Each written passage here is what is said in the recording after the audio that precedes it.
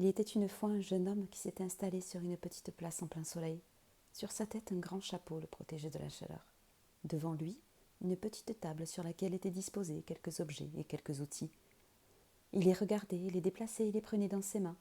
On aurait presque dit un petit magicien de rue. Et il n'était pas venu se cacher, non. Il s'était installé au milieu de la place, là où les passants pouvaient le voir. Il avait envie de montrer ce qu'il savait faire, de faire découvrir ses talents, peut-être même d'attirer quelques regards. Car ce jeune homme aimait faire, mais il aimait aussi être vu.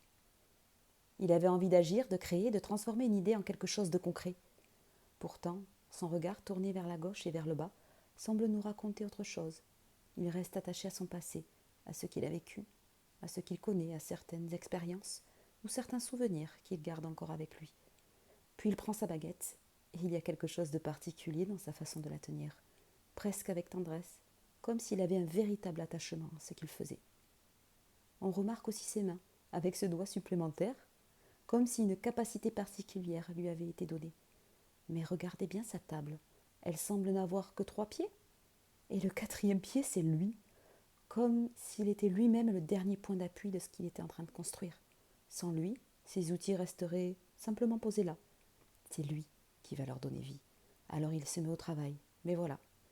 Il a tellement envie de voir son idée prendre forme qu'il se précipite parfois. Un geste trop rapide, une étape oubliée, et il se trompe. Il regarde son travail et dit « J'aurais peut-être dû réfléchir avant de commencer. » Pourtant, il ne renonce pas. Il recommence, il essaye autrement. Car il est volontaire, plein de bonne volonté, curieux et désireux d'apprendre. Il peut douter de lui, ne pas toujours savoir comment procéder, mais son envie d'agir est plus forte.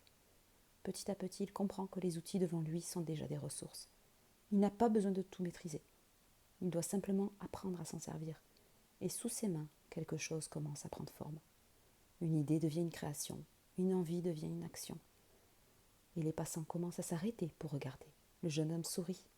Il est vu. Le battleur, c'est aussi celui qui ose se montrer, prendre sa place et présenter ce qu'il sait faire.